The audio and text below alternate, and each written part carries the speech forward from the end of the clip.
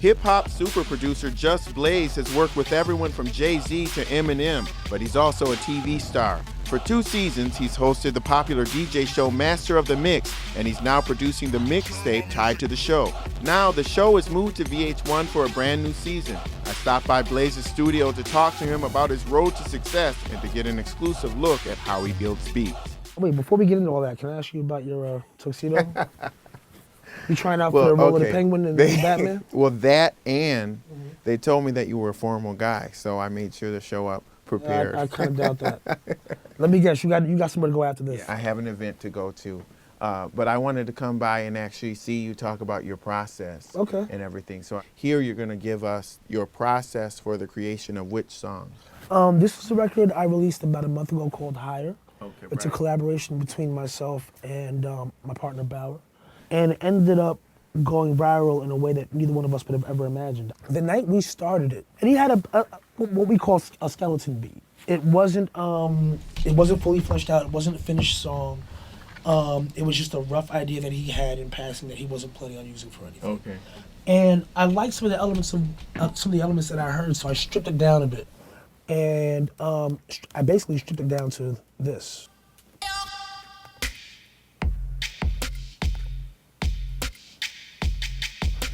Very basic, just a kick, a snare. He's got some, what are those out of 6? Some little vocal chops that he has in there. And, but I just like the basic bounce. So what I did was I went and once you have your foundation for your drums, everything else can kind of be created from there. So I want to say, if we go here, I came up with that melody. Very simple, but as soon as I heard it, I'm like, there's something catchy about this. So from there. And was that something you played on the keyboard? Yeah, just very simple. It was just. Right, playing around. Yep. That sounds cool, let's keep that. Kept going, and I loved the kick drum that he had on here, but the snare just felt a little too soft. So I went through some drum sounds. You gotta give me a second, I gotta find it. But added a little bit more of a clap, and then a harder snare, just to make it more aggressive. You know, with hip hop, I think with dance music in general, with any electronic music, a lot of the foundation of what we do is the drum. So a lot of times what I'll do is I'll do a basic drum track, go back and add some melodies, but then go back and enhance the drum so they hit the drum. And you hear that bass, that constant bass. So you get to the point where you say, all right, we have a good track, something like this, but what's gonna draw them into it? What are they gonna chant when they hear it or when they're listening to it? And I remembered back in 2006, me and Jay-Z did a record called Oh My God. What most people don't know is the original hook for that song was Turn My Music High, High, High, High, which was actually something that me and him did on the Blueprint in 2001 on a record called You Don't Know. That was the intro. We ended up scrapping that hook for Oh My God, but that idea has always been stuck in my head, like, that would be the perfect hook for a record. So he's all right, let's give it a shot. So I went and found that vocal. Turn my music high, high, high, high, high, and that was our hook. And I just kind of edited it to make it repeat. What I did was I played at the regular pitch first, but then I modulated it up to make it build an intensity. Okay. But you hear a lot of that in dance music too. Right. So when you listen to it with everything else, it really helps with the intensity. Turn my music high.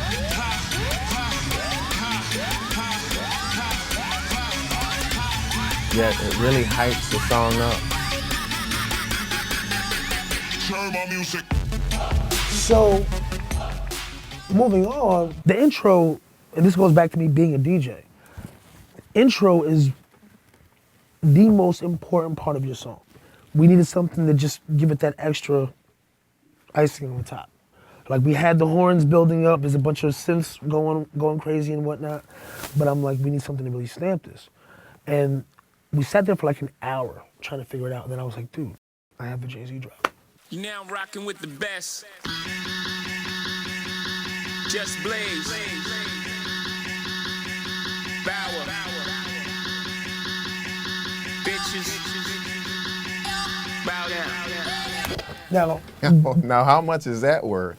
Oh, It's actually invaluable. It's priceless. Yeah, but the thing is, we didn't intend him to do that for this. We just wanted something to play at the beginning of the show. But then we were sitting there, after we had the whole record pretty much mapped out, I'm like, you know, let's just put it in the record where it belongs, pattern it rhythmically, because he didn't say it to a beat, he just said it. So we had to take it and chop it up and put it in the right places. So it fits in. Yeah. Exactly, but once we did that, the record was done. And that was pretty much it. And that was the end of it. You now rocking with the best. All right, man. Yeah. With the hit maker himself, I'm Lee Hawkins with Just Blaze in the studio. Thanks a lot. No problem. I get the sense that from being the host on the show, you've had a chance to be an ambassador for spreading the names of DJs and the appreciation for DJs. Definitely. You know, again, that was one of my main reasons for doing it. Once I realized the amount of talent that we were dealing with, or the level of talent that we were dealing with, rather, for me, it, you know, that kind of sealed the deal for me.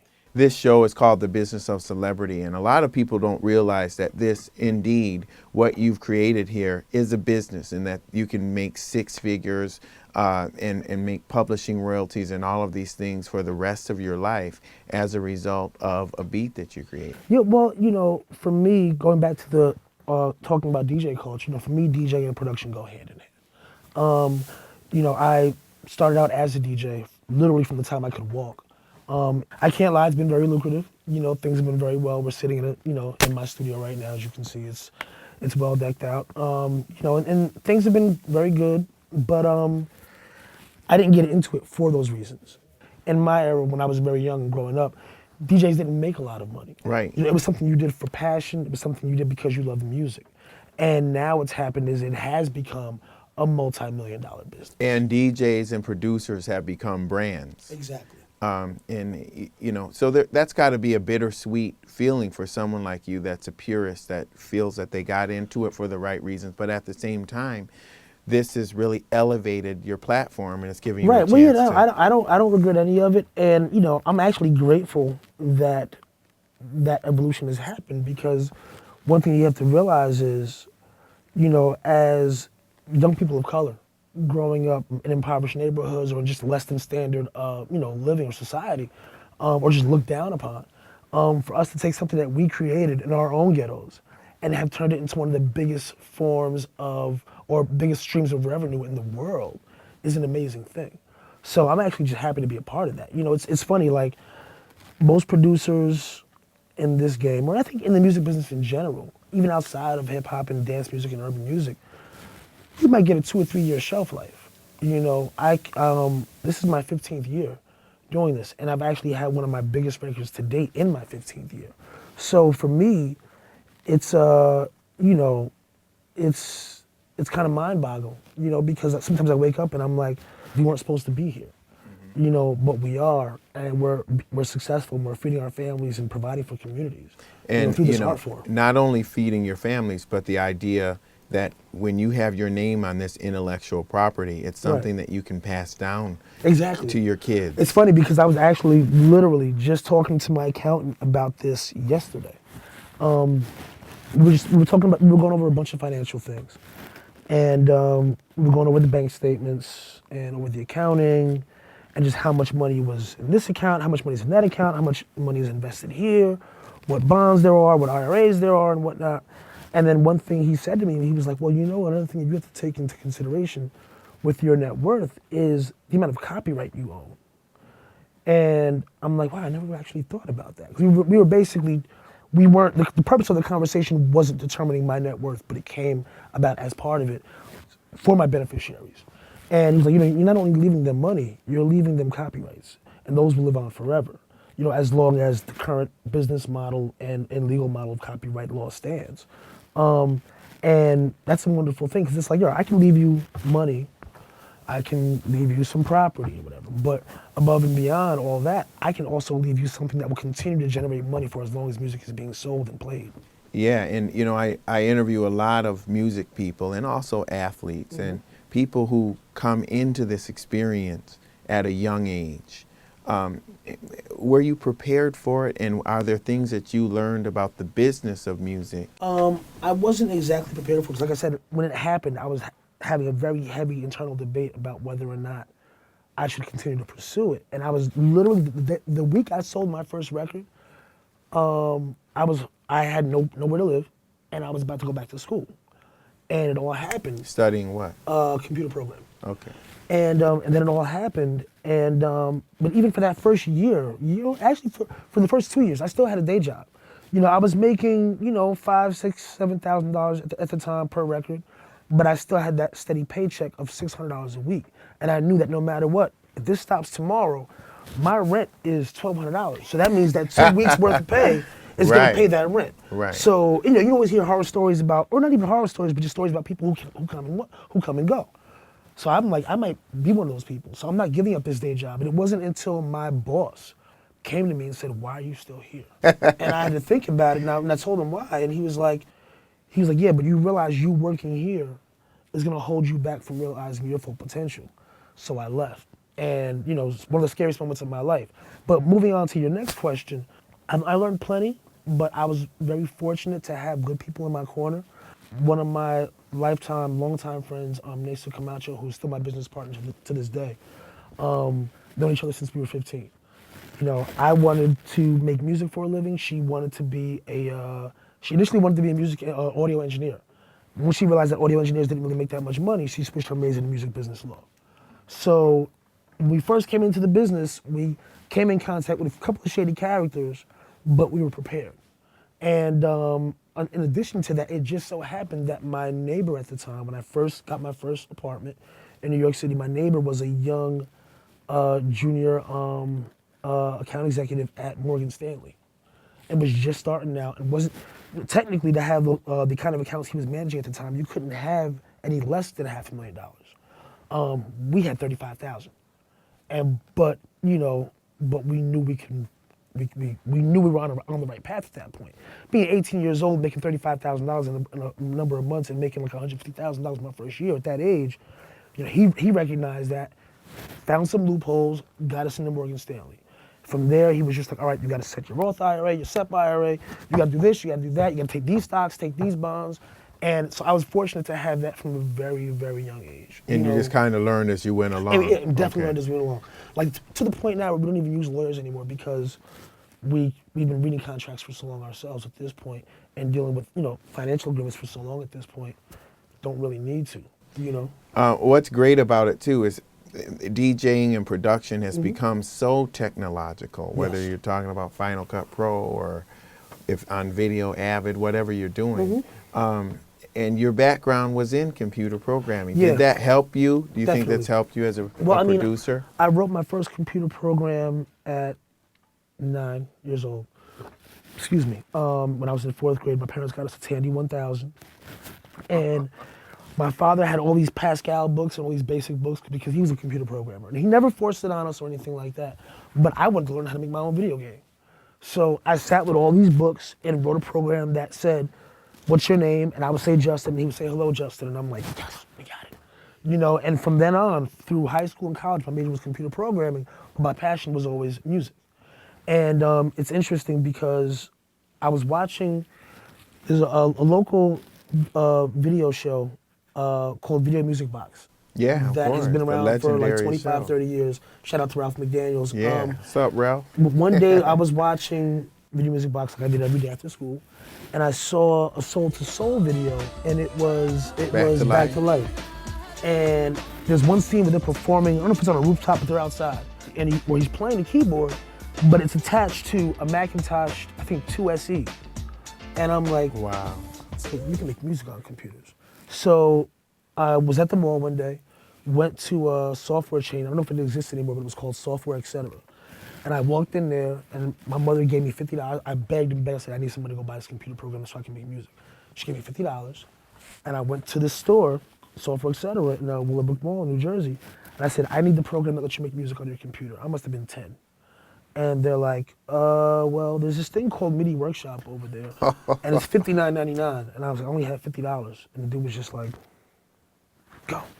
Wow. He just gave it to me. Isn't that something? And installed it on my computer, and that was pretty much my introduction to making music on computers. From there, I moved on to drum machines and keyboards and things that people were using, in the late 90s. But I think at that time, even though the software was available, the computers weren't powerful enough to take advantage of everything that the software could do. Now we're in a whole different age. It's 2013, and you have laptops that are just as powerful as desktop computers, if not in some cases more powerful. So all my years of being stuck on a computer have now come to full fruition because everything that I've been doing over the past few years has all been made on my laptop. Mm-hmm. So the whole thing with the Master of the Mix mixtape is really about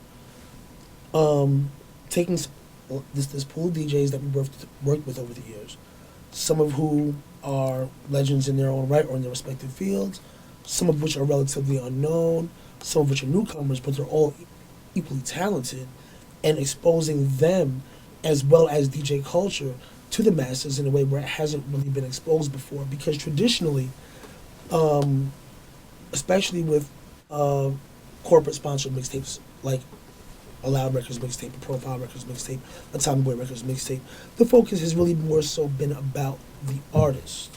And sometimes they would get a known DJ to host it. In this case, it's the exact opposite. It's being put together by a producer who's also a DJ who understands DJ culture, and it's featuring the DJs and what they can do and what their talents are, as opposed to relying on artists to generate publicity for it. And we had a chance to talk to Carl and Kimbo, who are the planners of the show. Let's hear what they had to say. How do you balance the interests of all of these different DJs that are brands in their own right?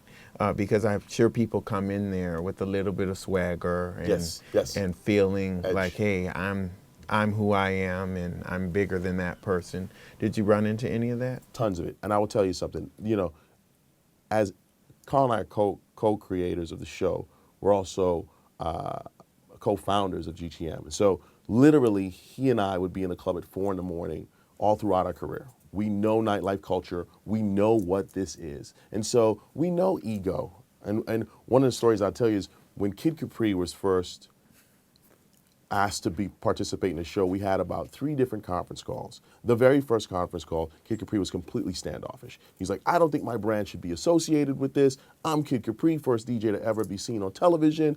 Who is the show? Why is a corporate sponsor think that they can do this DJ show? And literally, Carl and I got on the phone, kept the volume here, and said, look, here's who we are. Here's why we want you involved. We recognize your greatness and think that you'd be an asset to the show. It took 3 conference calls, varying pitches and volumes, right? And eventually, Kid joined the show. And I think we can handle... It took some money, too. It absolutely took a check. It absolutely took a check. It took a check. But no, Kid is an invaluable part of the show and the process of the show. And I think we were able to secure him, DJ Irie, Just Blaze, and a lot of others because we come from the culture. When they finally got us on the phone, it wasn't some stiff person sleeping in the ivory tower who didn't know what was going on and just had a check. All they had was a check, right? A lot of people won't respond to that. And when you look at like Smirnoff, for instance, they're putting up all the money for this. Yeah, they're actually in a unique position because they actually co-created the show with us. What do they get out of this? Well, I think, what's the value you bring? Well, I think a couple of things. They get a chance to show that there's a brand that's really behind DJ culture in a very authentic and real way, in a way that's very pure. And I think for them, they always had that intention of showing the culture that they were supportive and they were behind them. And wanting to get to that youthful demographic that continues to grow with not only hip hop but also dance music. It's a very diverse audience and a very global audience. Absolutely. I mean, that 20-something, that 30-something crowd, is definitely the ones that are like, feeling EDM, feeling open format, feeling hip hop, and filling up the clubs. And that's the space filling up their glass. There you go. There you go. That's right.